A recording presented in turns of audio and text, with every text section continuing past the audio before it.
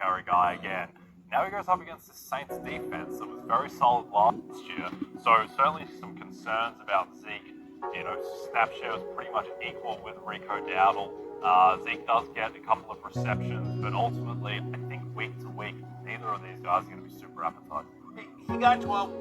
I just put him on here because you think, he got 12 touches, fell in the end zone. Maybe he can do that again. And there's always the chance that he could fall in the end zone. But to your point about New Orleans, Carolina running backs, Chuba Hubbard's not terrible. You know what I mean? He's certainly not worse than Ezekiel Elliott at this stage of Zeke's career.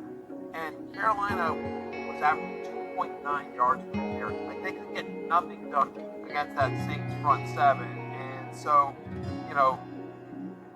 when Zeke has had fewer than 15 touches since the start of 2022, he has only 2 games where he scored more than 15 fantasy points. More than 12 fantasy points.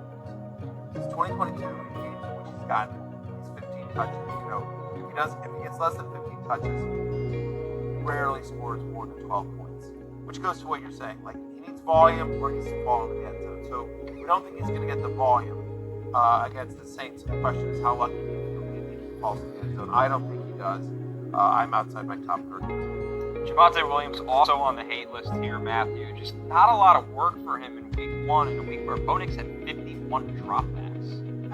The Broncos offense is just out of sync. But this is one of the reasons why we talk about Jaleel McLaughlin and Deeper League's Audrey Esteve on the waiver wire show, because Javonte Williams, you thought, should have at least first and second down to himself. And he didn't even have that. He had only 32% of the team rushing attempts in week 1. It was kind of an even split between him and McLaughlin for first and second down work. And then the passing work is almost all going to McLaughlin as well.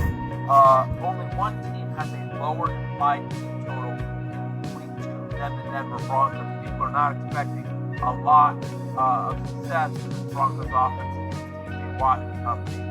And I think Vegas is right. Look, for all the jokes about Arthur Smith's offense and the struggles that the Steelers have had since Ben Roethlisberger retired, they've always had a good defense under Mike Tomlin. Always. This year's no exception. Yep.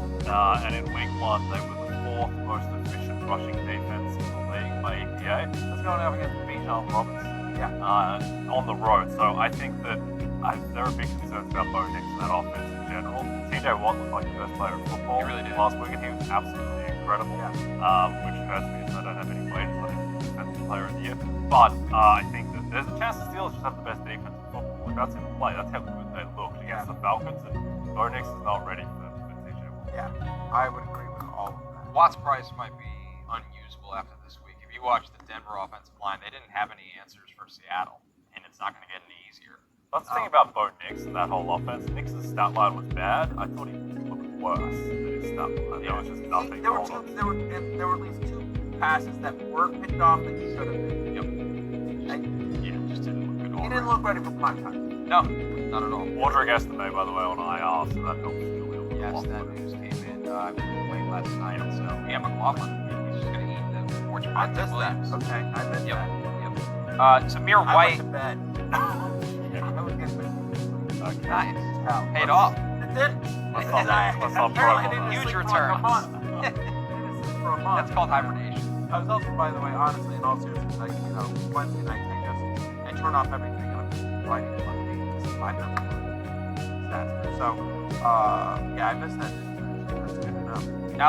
Alexander Madison, who made the love list, his teammate Samir White makes the hate list here, Matthew. The Raiders have you talked about the Broncos. The Raiders have the lowest implied team total.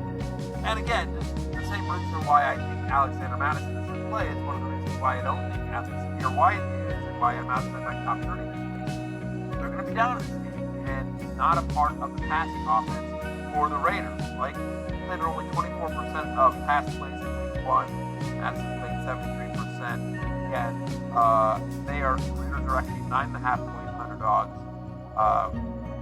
So I don't think Samir White's all that great. So just in general. So again, outside my top 30. He's similar to Zeke in that he needs volume, and